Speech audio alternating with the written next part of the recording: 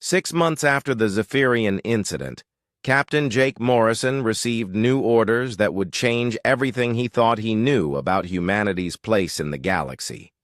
The message came directly from Fleet Admiral Kate Thompson and was marked with the highest classification levels. Morrison read the orders twice before their full meaning sank in. He was being assigned to escort a diplomatic convoy of alien ships through the dangerous Nexus corridor. The unusual part was that the aliens had specifically requested human protection, despite having technology far superior to anything in the human fleet. "Amy, come to my ready room," Morrison called over the ship's communication system. "Lieutenant." Brooks arrived within minutes and found her captain staring at the message display with a puzzled expression. "Look at this," Morrison said, pointing to the orders. "The Deltari Confederation, the Vrexian Empire, and the Caraxian Republic are sending a joint diplomatic mission to the Outer Rim. They want us to provide escort services." Brooks read the orders and frowned. "Sir, that doesn't make sense.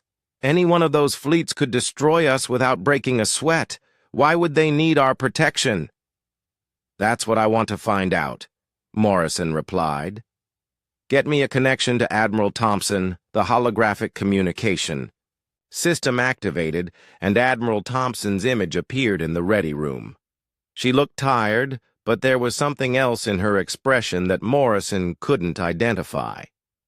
It might have been amusement or possibly fear. "Jake, I was wondering when you'd call about those orders," Thompson said. "I imagine you have questions." "A few," Morrison replied dryly. "Why do 3 of the most advanced civilizations in the galaxy need protection from humans?" Thompson leaned back in her chair and sighed. "Because word has gotten out about what happened during the Zephyrian inspection. The galactic community is starting to understand that human unpredictability can be weaponized." "Weaponized how?" Brooks asked. "Think about it, Amy," Thompson replied. "What's the most dangerous enemy you can face?" "One you can't predict," Brooks answered after a moment. "Exactly," Thompson said. "The aliens have figured out that human ships are impossible to plan against. Our tactics change constantly, our technology adapts in real time, and our crews make decisions that violate all military doctrine. That makes us the perfect escort for high-value targets." Morrison was beginning to understand, but the implications were staggering. "They're using us as a deterrent." "More than that," Thompson explained. "They're using us as a cognitive weapon.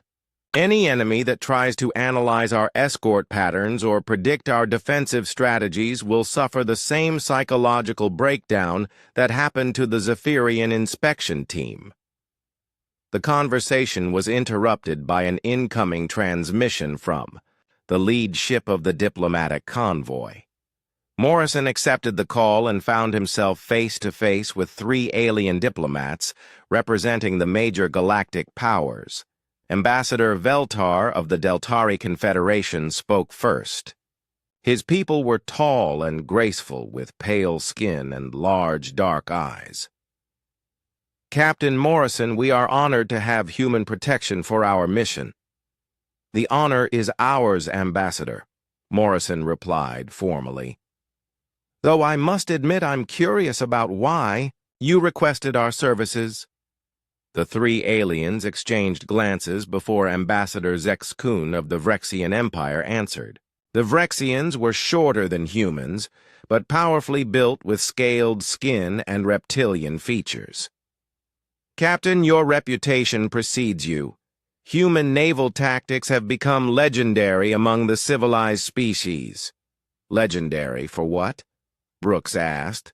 "For being completely unpredictable," replied Ambassador Kordax of the Caraxian Republic. The Caraxians resembled large insects with multiple arms and compound eyes. "No enemy can prepare for tactics that change randomly during battle," Morrison felt. A chill run down his spine. "Are you expecting trouble during this mission?" The Nexus corridor is controlled by the Shadow Fleet, Ambassador Veltar explained. They are a confederation of pirate and terrorist organizations that prey on diplomatic convoys. Their tactical computers have studied every known military doctrine and can predict the actions of any conventional fleet. But they cannot predict human actions, Ambassador Zexkun added.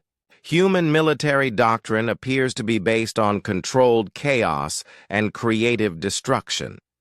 In other words, Ambassador Kordax concluded, "You are our insurance policy against enemies who think they understand warfare." After the transmission ended, Morrison and Brooks sat in stunned silence. They were beginning to realize that humanity's chaotic nature had made them valuable in ways they never imagined. "Sir, this means that other species see us as unpredictable weapons," Brooks said quietly. "Worse than that," Morrison replied. "It means they're afraid of us, but they still need us." The convoy departed the next day with the USS Defiance taking point position ahead of the alien diplomatic ships. The three alien vessels were magnificent examples of advanced technology with sleek hulls and powerful weapon systems that dwarfed anything in the human fleet. Yet those same advanced aliens were relying on the primitive human ship to protect them from enemies who might be using conventional tactics. The irony was not lost on Morrison's crew. Chief Engineer Tony Martinez summed up the situation perfectly during the daily briefing. "So let me get this straight.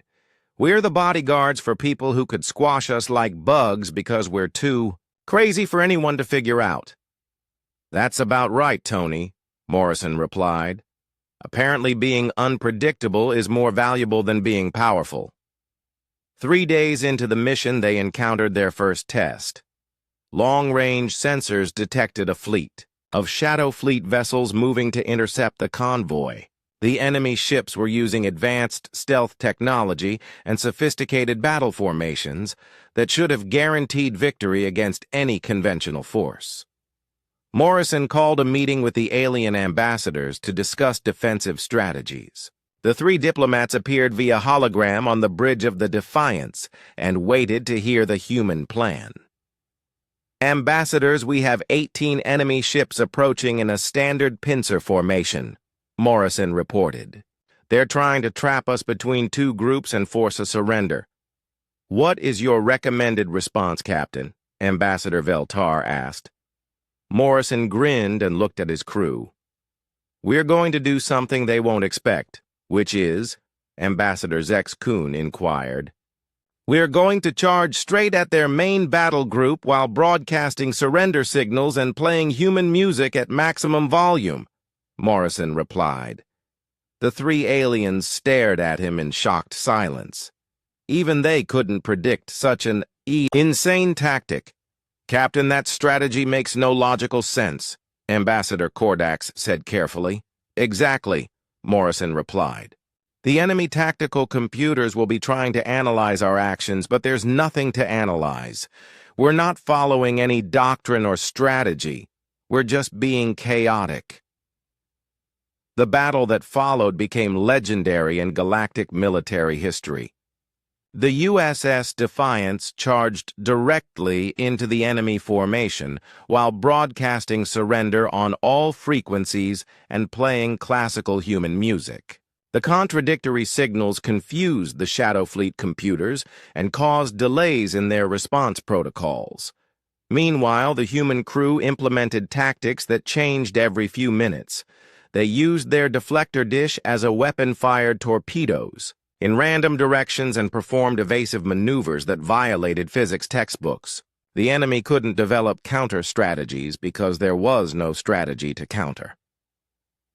Within an hour, the Shadow Fleet retreated in confusion, leaving the diplomatic convoy free to continue its mission. The alien ambassadors were amazed by the effectiveness of human chaos as a military tactic. "Captain Morrison," Ambassador Veltar said after the battle, I believe I understand why even the smartest aliens refuse to search human warships. Why is that? Ambassador Morrison asked. Because trying to understand human methods is more dangerous than facing human weapons, Veltar replied. Your unpredictability is a weapon that attacks the mind rather than the body. Word of the successful convoy mission spread quickly through the galactic community. Within weeks, Admiral Thompson was receiving requests from dozens of alien civilizations asking for human escort services. The species that had once looked down on humanity as primitive newcomers were now paying enormous fees for protection. Morrison found himself promoted to admiral and given command of the new human escort fleet. His job was to protect alien convoys using the same chaotic tactics that had proven so effective against conventional enemies. The final irony came when the Galactic Council passed Resolution 847, which officially classified human military doctrine as a cognitive hazard. The resolution warned all member species about the psychological dangers of trying to analyze human tactics and recommended that no species attempt detailed studies of human technology. We've become too weird for the galaxy to handle, Admiral Morrison told his staff during their first meeting at the new headquarters. Our chaos has become order, and our disorder has become a weapon, Dr. Grant, who had been promoted to chief medical officer for the escort fleet, raised an important point. Admiral, what happens when other species start copying our methods? Morrison smiled grimly. They can't copy chaos, Lisa. The moment you try to systematize randomness, it stops being random. Other species can try to be unpredictable, but they'll still be following patterns. Humans are genuinely chaotic because we don't even understand our own methods. The next morning brought fresh problems for High Examiner Vexitar and his inspection team. They had spent the night analyzing the confusing data from their first day aboard the human vessel and found no logical explanations for what they had observed. Their equipment failures were becoming more frequent and more severe. Vexitar met with his team in their shuttle before beginning the second day of inspection. The 5 Zephyrians looked tired and frustrated as they reviewed their findings on portable screens. The humans must be using some form of advanced jamming technology, said Technician Mordahl, pointing at the chaotic readings on his scanner. There is no other explanation for these equipment failures, but our scans show no evidence of jamming devices, replied Analyst Kexera. In fact, their technology appears primitive by our standards, yet somehow it interferes with our most sophisticated instruments. Vexitar studied the data with growing concern.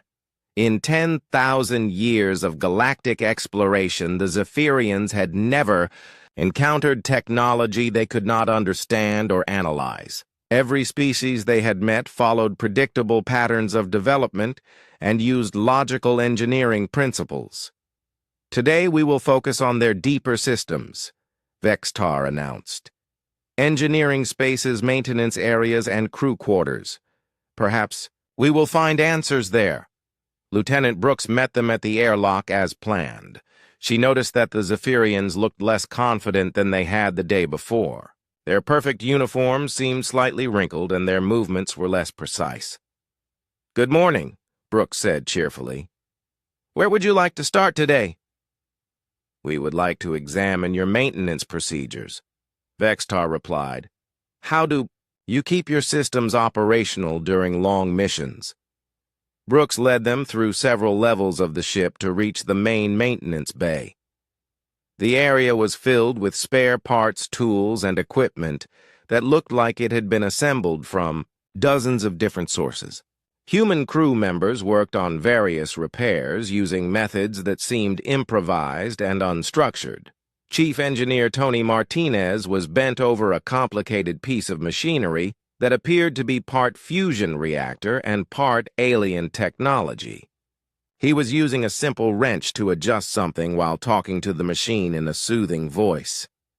"Come on, baby, don't give me trouble today," Martinez said to the device. "You know we got important guests aboard."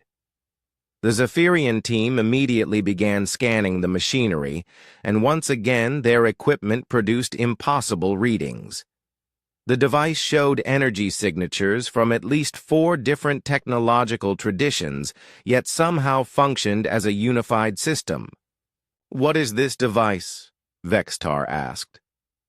"Oh, this old thing," Martinez replied without looking up. "It's our backup power regulator. Had to rebuild it last month when the primary system started acting up. Used some spare parts from a Deltari trader, and a few components we salvaged from a derelict Vrexian ship." "You combined Deltari and Vrexian technology?" Technician Mordahl asked in disbelief. "Those systems are completely incompatible." Martinez finally looked up and grinned. "Yeah, that's what everyone says, but if you sweet-talk them a little and make some adjustments, they get along just fine. Machines are like people you know. Sometimes they just need a little encouragement." The Zephyrians watched in fascination as Martinez continued his repairs. He seemed to know exactly what each component needed without consulting any technical manuals or diagnostic equipment. His hands moved with practiced skill as he made adjustments that should have been impossible according to engineering theory. "How do you know what modifications to make?" Analyst Kexra asked. "Experience mostly," Martinez replied. "Been working on machines since I was a kid. You learn to listen to what they're telling you. This one here likes to run a little hot, so I adjusted the cooling system to give it more room to breathe." The concept of machines having preferences was completely alien to the Zephyrian mindset. Their technology was designed to operate within precise parameters with no room for individual variation or personality. Brooks led them to the next area where Sergeant Kelly Davis was conducting combat training with a squad of Marines. The humans were practicing with a variety of weapons that appeared to be modified versions of standard galactic designs. Davis demonstrated a fighting technique that looked chaotic and undisciplined to the Zephyrian observers. The humans moved unpredictably, switching between different combat styles and improvising new tactics on the spot. "Your combat doctrine appears to lack structure," Vexitar commented. "That's the point," Davis replied. "If the enemy can't predict what you're going to do next, then they can't prepare a counter-strategy. We train our people to think creatively and adapt to changing situations." She picked up a modified plasma rifle and showed it to the inspection team. The weapon had been altered with components from several different manufacturers and included attachments that served no obvious purpose. "This rifle started as a standard Coraxian design, but we've made some improvements," Davis explained. "Added a Vrexian targeting system, a human-made power booster, and a few other tricks. Now it hits harder and more accurately than the original." The Zephyrians scanned the weapon and found that it should not work at all. The different components operated on incompatible power frequencies and used conflicting targeting protocols. Yet somehow the rifle functioned better than any of its original parts. "How is this possible?" Mordahl whispered to his colleagues. The inspection team moved to the crew quarters where they hoped to find some clue about human psychology that might explain the technological mysteries they had encountered. The living spaces were as chaotic as everything else on the ship. Each room was personalized with items from different planets and cultures. Humans seemed to collect souvenirs and modify their environment to suit individual preferences. Nothing matched and nothing followed standard design principles. In one room, they found Petty Officer Ryan Clark working on a small device that appeared to be part computer and part artwork. The device pulsed with soft light and made musical sounds as Clark adjusted its settings. "What is the purpose of this device?" Vextar asked. It helps me sleep, Clark replied. I built it from spare parts and programmed it to play sounds that remind me of home. The light patterns help me relax after a long shift. The Zephyrians scanned the device and found that it was incredibly sophisticated despite being built from discarded components. Clark had somehow created a complex biometric monitoring system that adjusted its output based on his emotional and physical state. You built this yourself? Analyst Kexra asked. Sure, it wasn't that hard, Clark said. Just took some creativity and patience. Humans are good at making things work, even when we don't have the right parts. As the day progressed, the Zephyrian team became increasingly disturbed by what they observed. Human technology seemed to violate every principle of logical engineering, yet produced results that exceeded theoretical performance limits. In the medical bay, Dr. Grant showed them treatment methods that combined alien medical technology with human intuition. She had successfully modified Deltari healing devices to work on human physiology, despite the fact that the two species had completely different biological systems. The Deltari said it couldn't be done, Grant explained. But I figured if I adjusted the frequency modulation and added some human-made stabilizers, it might work. Took a few tries, but now we can heal injuries that used to be fatal. The ship's computer systems were equally confusing. The artificial intelligence appeared to be learning and growing in ways that should have been impossible with the available processing power. When they asked about the computer's capabilities, Amy Brooks casually mentioned that it sometimes refused to follow orders if it disagreed with them. Your computer has the ability to disobey commands, Vextar asked. Sometimes, Brooks replied. Usually when someone tries to do something dangerous or stupid, it's actually pretty helpful to have a computer that can think for itself.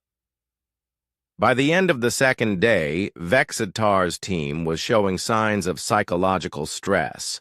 Their orderly minds could not process the contradictions they were witnessing. Everything they observed violated the fundamental principles of science and engineering they had studied for centuries. We need to examine their most sensitive systems, Vextar told his team as they returned to their shuttle. There must be some explanation for what we are seeing. Technician Mordal looked at the readings on his scanner and shook his head. Hi, Examiner. I am beginning to think that human technology operates on principles we do not understand. That is impossible, Vextar replied firmly. All technology follows universal laws of physics and engineering. We simply need to look deeper. But privately, Vexitar was beginning to have doubts. In his long career, he had never encountered anything that challenged Zephyrian understanding of science and technology. The humans were forcing him to question everything he believed about the nature of the universe. Brooks watched the alien shuttle dock with their mothership and felt a mixture of amusement and sympathy. She had seen this reaction before when other alien species tried to understand human technology. The problem was that humans didn't follow the rules that everyone else took for granted.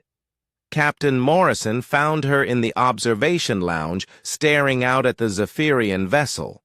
How are our guests holding up, Amy? He asked. Admiral Kate Thompson materialized as a full hologram in the main conference room of the USS Defiance. Her virtual presence was so realistic that High Examiner Vexitar instinctively stood when she entered despite knowing she was thousands of light years away. Vextar had requested this meeting after 3 days of failed attempts to understand human technology. His team was in the medical bay recovering from various forms of psychological breakdown. Only he remained functional, though his mental state was clearly deteriorating. High Examiner, Thompson said formally. I understand you have concerns about our inspection protocols, Vexitar's silver eyes were wild with frustration and fear. His perfect uniform was wrinkled and stained, and his hands shook slightly as he spoke. "Admiral Thompson, your people are hiding advanced technology from us. There is no other explanation for what we have observed." Thompson settled into her chair and studied the alien scientist with compassion. She had seen this reaction many times before from different species who tried to understand human engineering. "I assure you we are hiding nothing. Everything you have seen represents standard human technology and procedures." "That is impossible," Vextar replied. "Your systems violate fundamental laws of physics and engineering. Your computer has emotions. Your weapons modify themselves during combat. Your crew treats machines like living beings. None of this should work yet. Somehow it does." "You're right," Thompson said calmly. "It shouldn't work according to your understanding of science, but human understanding is different from yours." Captain Morrison and his senior staff sat quietly around the conference table watching the exchange. They had all heard this conversation before with other alien species. The result was always the same. "Please explain," Vextar said desperately. "My people have studied science for 10,000 years. We understand the laws that govern the universe. Your technology appears to ignore those laws." Thompson leaned forward and spoke gently. "High Examiner, let me ask you a question. When your people design a computer, what do you want it to do?" "Process data efficiently and follow programmed instructions precisely," Vextar replied without hesitation. "When humans design a computer, we want it to think creatively and surprise us with new solutions," Thompson said. "We build our technology to be unpredictable because unpredictability is useful." Vextar stared at her in confusion. "But unpredictability leads to system failures and operational chaos." "Sometimes," Thompson agreed, "but it also leads to innovation and adaptation. Human technology is designed to fail gracefully and recover creatively. We assume that things will go wrong, so we build systems that can improvise solutions." Dr. Grant activated a holographic display that showed technical diagrams of human and alien technology side by side. The contrast was striking. Alien systems were elegant and efficient, while human systems looked chaotic and improvised. "Look at the difference in our design philosophies," Grant explained. "Your people create technology that works perfectly within defined parameters.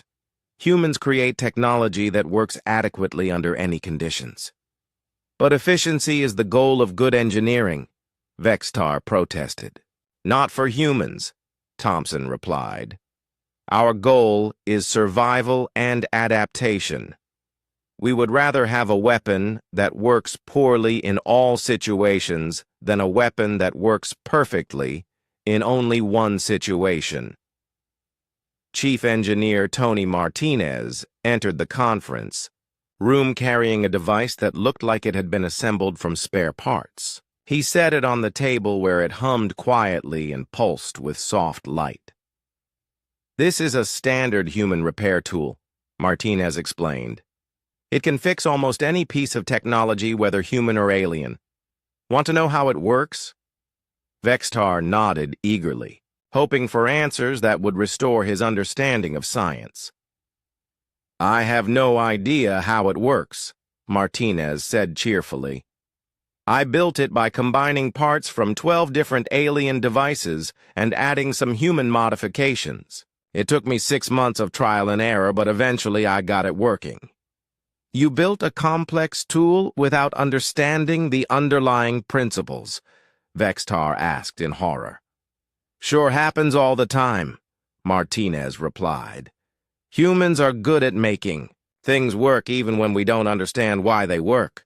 We figure out the theory later if we need to." Admiral Thompson pulled up another display showing human military history. The images showed battles where human forces had defeated technologically superior enemies through unconventional tactics and improvised solutions. "This is why our technology confuses you," Thompson said. "Humans don't just think outside the box. We pretend the box doesn't exist. When faced with a problem, we try every possible solution, including ones that shouldn't work. But that approach should lead to constant failures," Vexatar argued. "It does," Thompson admitted. "Humans fail more often than any other species in the galaxy. But we also recover from failure faster and learn more from each mistake. Our technology reflects this philosophy." Sergeant Kelly Davis stood and addressed Vextar directly. "High Examiner, your people have been exploring space for 10,000 years, and in all that time, how many new technologies have you developed?" Vextar thought carefully. "Perhaps 50 or 60 major innovations. Humans have been in space for less than 200 years, and we've developed over 3,000 new technologies," Davis said. "Most of them don't work very well, but some of them work better than anything else in the galaxy." The truth was beginning to dawn on Vextar, but his mind struggled to accept it. Everything he had been taught about science and engineering was being challenged by these chaotic humans. "You are saying that your primitive approach to technology is actually superior to our advanced methods," he said slowly. "Not superior," Thompson corrected. "Different. Your people value perfection and efficiency. Humans value adaptability and creativity. Both approaches have merit, but they produce very different results." Commander Parker activated another display, showing comparative data on human and alien technological development. The charts revealed that human technology advanced at an exponential rate, while alien technology followed predictable linear progression. "This is why our ships confuse your scanners," Parker explained. "Human technology is constantly evolving and changing. By the time you figure out how one system works, we've already modified it 3 times. Your people modify critical systems without extensive testing?" Vextar asked. "All the time," Parker replied. "We test modifications in combat situations and keep the ones that work. It's faster than spending years on theoretical analysis." The psychological impact on Vextar was becoming severe. His entire worldview was built on the assumption that advanced civilizations followed logical development patterns. Humans represented a fundamental contradiction to everything he believed. "But this approach should have destroyed your civilization," he said desperately. "Chaotic technology development leads to catastrophic failures." "It has destroyed us several times," Thompson admitted. "Humans have rebuilt their civilization at least 4 times in the last 1,000 years. Each time we've incorporated lessons from our failures and become stronger." Dr. Grant monitored Vextar's vital signs through discrete sensors and saw that he was approaching psychological breakdown. His mind could not reconcile human success with their apparent disregard for scientific principles. "High Examiner," Grant said gently, "perhaps we should end this discussion. Your team needs medical attention, and you need rest." But Vextar was determined to understand even if it destroyed his sanity. "Please continue, Admiral. I must know the truth." Thompson looked at Morrison, who nodded grimly. They both knew this conversation would end badly, but Vextar had the right to hear the complete explanation. "The truth is that human unpredictability is our greatest weapon," Thompson said. "We don't follow the rules that other species take for granted. Our technology works because we refuse to accept limitations. When faced with an impossible problem, we find impossible solutions," Morrison added. "We modify our ships during battle jury-rig alien technology and treat our computers like family members. It shouldn't work, but it does." Most importantly, Thompson continued, humans assume that everything can be improved. We take perfectly functional, alien technology and modify it to work better. We combine incompatible systems and make them cooperate. We turn weapons into tools, and tools into weapons. Vexitar's mind finally reached its breaking point. The accumulated stress of 3 days spent trying to understand human illogic overwhelmed his psychological defenses. He began laughing hysterically, while tears streamed down his blue face. "You're all insane," he said between fits of laughter. "Your entire species is completely mad, and somehow that madness makes you more powerful than civilizations that have existed for millennia." Dr. Grant quickly moved to help Vextar as he collapsed into his chair. His vital signs showed extreme stress, and she knew he would need immediate treatment. "Get him to medical," she ordered. "He's having a complete psychological breakdown." As the medical team carried Vextar from the conference room, he continued laughing and muttering about impossible physics and emotional computers. His mind had been broken by exposure to human creativity and adaptability. Admiral Thompson's hologram flickered as she prepared to end the transmission. "Jake, this is happening more frequently. We need to develop new protocols for dealing with alien inspections." "What do you suggest?" Admiral Morrison asked. Captain Morrison stood in his ready room staring at the communication screen where Admiral Kate Thompson's face appeared. The Admiral looked tired and concerned as she listened to Morrison's report about the Zephyrian inspection. "They want access to our classified systems," Morrison said. "Command and control weapons targeting and the main computer core. I've been stalling, but they're getting suspicious." Admiral Thompson rubbed her temples and sighed. "Jake, this is the 4th time this year we've had this problem. The Deltari Confederation, the Vrexian Empire, and now the Zephyrians. Every advanced species wants to understand our technology, and every one of them ends up confused and frustrated." "What should I do?" Admiral Morrison asked. "If I refuse, they'll report it to the Galactic Council, and we'll be in violation of inspection protocols." "Let them see what they want to see," Thompson replied after a long pause. "But make sure Dr. Grant is monitoring their psychological state. We can't afford to have another incident like what happened with the Vrexian research team." Morrison remembered the Vrexian incident well. 3 alien scientists had suffered complete mental breakdowns after trying to understand human engineering principles. They had to be sedated and returned to their homeworld for psychiatric treatment. "Understood, Admiral," Morrison said. "I'll have medical standing by." The next morning, High Examiner Vextar and his team arrived at the docking bay looking haggard and stressed. Their perfect uniforms were wrinkled and their movements seemed less coordinated than before. 2 days of trying to understand human technology had taken a visible toll on their mental state. Lieutenant Brooks met them as usual, but noticed that their scanning equipment was making different sounds than before. The devices seemed to be operating at maximum power and producing more chaotic readings than ever. "We require access to your most sensitive systems," Vextar announced without his usual polite greeting. "Command and control weapons management, and central computer operations." "Of course," Brooks replied. "Captain Morrison has authorized full access to those areas." She led them through the ship's security checkpoints to reach the restricted sections.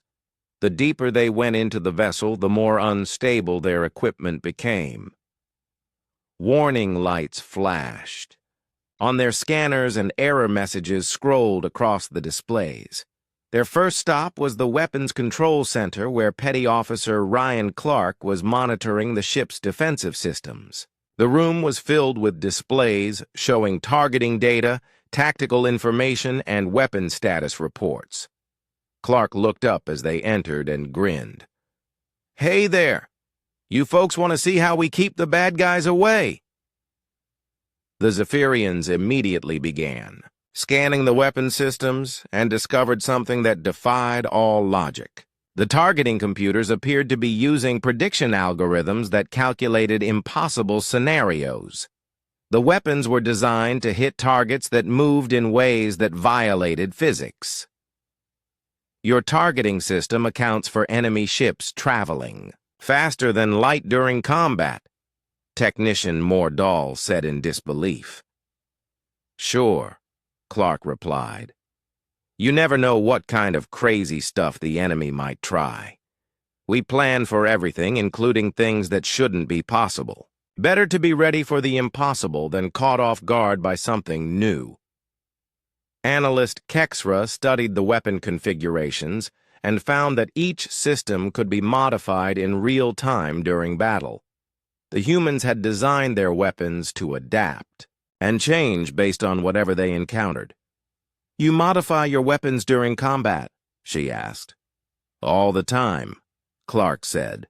"Sometimes you run into an enemy that's immune to standard weapons, so you got to get creative. Last month, we fought some pirates who had shields that blocked plasma fire, so I rigged the weapons to fire kinetic rounds instead. Took about 10 minutes to make the modifications." The concept of modifying critical systems during battle was terrifying to the Zephyrian mindset. Their weapons were designed to operate within strict parameters, and any changes required months of testing and analysis. Brooks led them to the Tactical Command Center, where the ship's senior officers planned military operations. The room contained displays showing star charts, enemy positions, and strategic assessments. Commander Steve Parker was working with several other officers to develop response plans for various scenarios. The humans were discussing strategies that seemed to ignore conventional military doctrine. "What if the enemy uses quantum tunneling to bypass our forward shields?" one officer suggested. "Then we'll route power through the secondary grid and use the deflector array as a weapon," Parker replied. "It's never been done before, but the theory is sound." Vexitar listened to this conversation with growing horror. The humans were planning to use their ship's navigation equipment as a weapon system. Such modifications should be impossible and extremely dangerous. "You are discussing the use of critical ship systems for purposes they were not designed for," Vexitar said. Parker looked up and smiled. "That's what humans do best. We take things that are supposed to work one way and figure out how to make them work completely differently. Sometimes the best weapon is something the enemy doesn't expect." The inspection team moved to the central computer core, where they hoped to finally understand how human technology operated. The room contained the ship's main artificial intelligence system and all the primary data processing equipment. Dr. Grant was waiting for them with several technicians who monitored the computer's operations. She had been tracking the psychological effects of the inspection on the Zephyrian team and was concerned about their mental stability. "Welcome to the brain of our ship," Grant said cheerfully. "This is where all the magic happens." The Zephyrians began their most intensive scans yet and immediately encountered readings that made no sense. The computer system appeared to be thinking in ways that violated every principle of artificial intelligence design. "Your computer is displaying emotional responses," Analyst Kexra said, staring at her scanner in confusion. "Oh yeah, she gets moody sometimes," one of the technicians replied. "Yesterday she refused to run diagnostics because she said she was tired. We had to wait until this morning when she felt better." Vexitar felt his mind reeling.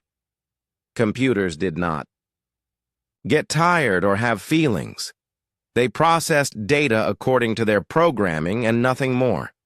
The idea of an artificial intelligence with emotions was impossible. "How do you control a computer that has emotions?" he asked. We don't really control her, Grant replied. We work with her. She's part of the crew now, and we treat her like any other team member. Sometimes she has good ideas that we wouldn't have thought of. The Zephyrian team spent hours trying to understand the computer system, but their equipment could not penetrate its defenses. The artificial intelligence seemed to be actively resisting their scans while simultaneously learning from their techniques. It's adapting to our scanning methods in real time, Mortal whispered to his colleagues. Every time we try a new approach, it develops countermeasures. As the day progressed, the psychological pressure on the inspection team became overwhelming. Everything they observed challenged their fundamental understanding of science and technology. Their orderly minds could not process the contradictions and impossibilities they encountered. Technician Vorax suffered the first breakdown while trying to analyze the ship's power distribution system. He began laughing hysterically when he discovered that the humans had connected their coffee makers to the main reactor control circuit. They're using beverage dispensers as backup computational nodes, he said between fits of laughter. The coffee machine is helping to run the navigation system. Dr. Grant quickly sedated Vorax and had him taken to the medical bay for treatment. She knew the signs of technological culture shock and had seen it before in other alien visitors. Perhaps we should end the inspection for today, Grant suggested to Vextar. Your team seems to be experiencing some stress, but Vextar was determined to find answers. His scientific training would not allow him to admit defeat in the face of human illogic. We will continue, he said firmly. There must be explanations for what we are seeing. The inspection continued, but the remaining team members showed increasing signs of mental strain. Analyst Kexra began muttering to herself about impossible physics, while technician Mordal started taking apart his own scanner to see if he could make it work like human equipment. By evening, only Vextar remained functional, though he too was showing signs of psychological stress. His perfect posture had slumped, and his silver eyes had a wild look that worried Dr. Grant. High Examiner, Grant said gently, I think your team needs rest. Human technology can be overwhelming for species that are used to logical systems, Vextar stared at her with a mixture of fear and fascination. Your technology should not work, he said quietly. Everything we have observed violates the fundamental laws of science and engineering. Yet somehow it all functions perfectly. Maybe your laws aren't as fundamental as you thought, Grant replied. Humans have always believed that if something works, it doesn't matter if it's supposed to be impossible. That night, Vextar returned to his shuttle but could not sleep. His mind kept trying to process the contradictions he had witnessed aboard the human vessel. For the first time in his long life, he was beginning to question everything he believed about the nature of reality. On the bridge of the Defiance, Captain Morrison received a quantum communication from Admiral R. Express. Captain Jake Morrison stood on the bridge of the USS Defiance, watching the massive alien ship appear on the main screen. The Zephyrian vessel was 3 times larger than his battlecruiser and gleamed like polished silver against the black space. Its perfect geometric design made the human ship look like a pile of scrap metal by comparison. They are requesting permission to board, sir, said Lieutenant Amy Brooks from her security station. Her fingers moved quickly across the control panel as she monitored the incoming transmission. Standard Galactic Inspection Protocol. Morrison rubbed his beard and sighed. He had been dreading this moment for months. The Zephyrians were known throughout the galaxy as the most advanced species in terms of technology and science. They treated other races like children playing with dangerous toys. Humans had only joined the galactic community 15 years ago and were still considered newcomers by most alien civilizations. "Do we have a choice, Amy?" Morrison asked, knowing the answer already. "Not really, sir. Refusing would be seen as an act of hostility by the Galactic Council," Brooks replied. She had studied alien diplomatic protocols for years and knew the rules better than anyone on the ship. Commander Steve Parker turned from his station at the front of the bridge. His job was to handle diplomatic situations, and he looked worried. "Captain, the Zephyrians have requested a full inspection of our vessel. They want to examine our weapon systems, technology, and crew quarters." Morrison felt his stomach tighten. The last thing he wanted was a bunch of alien scientists poking around his ship and asking uncomfortable questions. Human technology had a way of confusing other species, and not always in a good way. "Send them our docking procedures, Steve. Tell them they can board in 1 hour," Morrison said. He turned to Brooks. "Amy, I want you to escort their inspection team personally. Keep them away from anything too sensitive." "Understood, sir," Brooks replied. She had dealt with alien boarding parties before and knew how to handle them. Most aliens were predictable in their methods and easy to manage. Dr. Lisa Grant entered the bridge from the medical bay. She was the ship's chief medical officer and xenobiology specialist. Her job was to study alien life forms and help with first contact situations. "Captain, I have been monitoring their transmissions. The Zephyrians are bringing some very advanced scanning equipment." "How advanced?" Morrison asked. "Advanced enough to see through most known forms of shielding and concealment," Grant replied. "They pride themselves on being thorough in their inspections." Morrison walked to the large window at the front of the bridge and stared at the alien ship. The Zephyrians had been exploring space for over 10,000 years, while humans had barely left their solar system a century ago. Their technology was so far ahead of human science that most people could not even understand how it worked. "Sir, the boarding party is requesting specific information about our power systems and weapons arrays," Parker said, reading from his console. "They want technical specifications and operational parameters." "Give them the standard diplomatic package," Morrison replied. "Nothing classified or sensitive." An hour later, the Zephyrian shuttle approached the Defiance's docking bay. Brooks watched from the observation deck as the alien craft settled onto the landing platform. The shuttle was perfectly smooth with no visible seams or joints.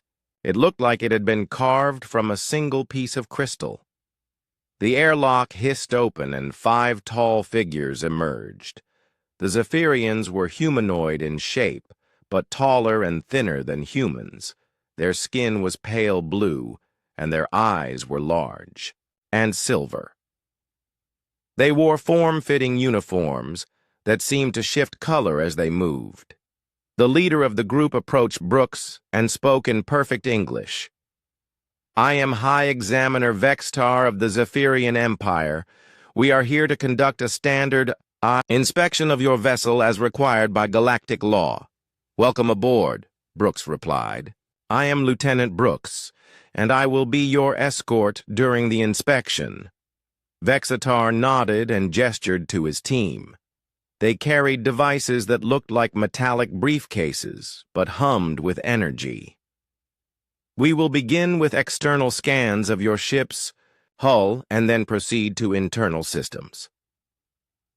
Brooks led them through the corridors of the Defiance, while Vextar's team activated their scanning equipment. The devices immediately began making strange beeping sounds and displaying complex readouts on their screens. "Your ship's energy signature is unusual," Vextar commented as they walked. "Our scans are detecting power fluctuations that do not match standard fusion reactor patterns. Humans have developed some unique approaches to power generation," Brooks replied carefully. She had been briefed on what to say about human technology without revealing too much. They entered the main engineering section where Chief Engineer Tony Martinez was working on a control panel. He looked up as the group approached and wiped grease from his hands with a dirty cloth. "Hey there," Martinez said cheerfully. "You folks here to look at our engines?" Vextar's team immediately pointed their scanners at the main reactor core. The devices began making rapid clicking sounds, and their displays flickered with warnings. One of the Zephyrian technicians spoke urgently to Vextar in their own language. "There appears to be some form of interference with our equipment," Vextar said with concern. "Our scanners cannot penetrate the shielding around your reactor." Martinez laughed and patted the side of the reactor housing. "She's a temperamental old girl, but she gets the job done. Sometimes you got to talk nice to her to keep her running smooth."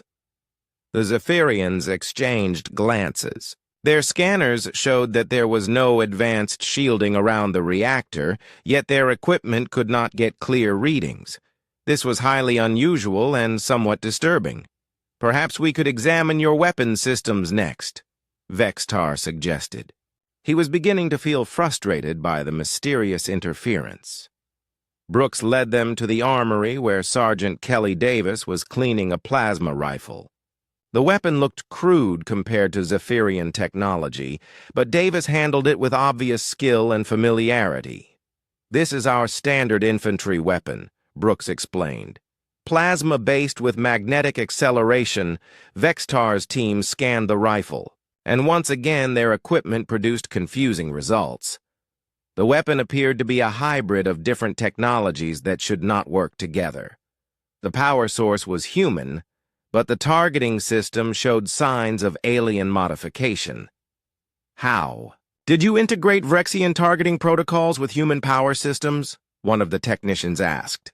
"Our calculations show this combination should be unstable." Davis looked up from cleaning the rifle. "Oh, that. Yeah, we had some Vrexian gear lying around after a trade deal went wrong. Tony figured out how to make it work with our stuff. Took him about 3 days of tinkering." The Zephyrians were shocked. Vrexian technology was notoriously difficult to work with and required years of study to understand. The idea that a human engineer could successfully integrate it in 3 days was almost impossible to believe. "Your engineer modified Vrexian technology without proper training or certification?" Vextar asked. "Tony's good with machines," Davis replied. "He's got a knack for making things work even when they shouldn't." As they continued the inspection, Vextar became increasingly puzzled by what he was seeing. Human technology appeared to be a chaotic mixture of different systems and approaches. Nothing followed standard engineering principles, yet everything seemed to function properly. The ship's computer systems were particularly confusing. They appeared to be learning and adapting in real time, which should have been impossible with the processing power available. When Vextar asked about the artificial intelligence, Brooks simply said that the computer had personality and sometimes got moody. By the end of the day, Vextar's team had examined most of the ship's major systems and were more confused than when they started. Their advanced scanners had malfunctioned repeatedly, and they had found no evidence of the sophisticated technology they expected from a spacefaring civilization. "We will need to continue our inspection tomorrow," Vextar told Brooks as they returned to the docking bay. "There are still many systems we have not examined." After the Zephyrians left, Brooks made her way to the bridge to report to Captain Morrison. She found him in his ready room reviewing the day's reports. "How did it go, Amy?" Morrison asked. "They're confused, sir," Brooks replied. "Their equipment keeps malfunctioning and they can't understand how our systems work." Morrison smiled grimly. "That's what I was afraid of. How many more days do they want?" "At least 2 more, sir." They seem determined to figure out what they're missing. Morrison leaned back in his chair and stared at the ceiling. He had a feeling this inspection was going to be more complicated than anyone expected.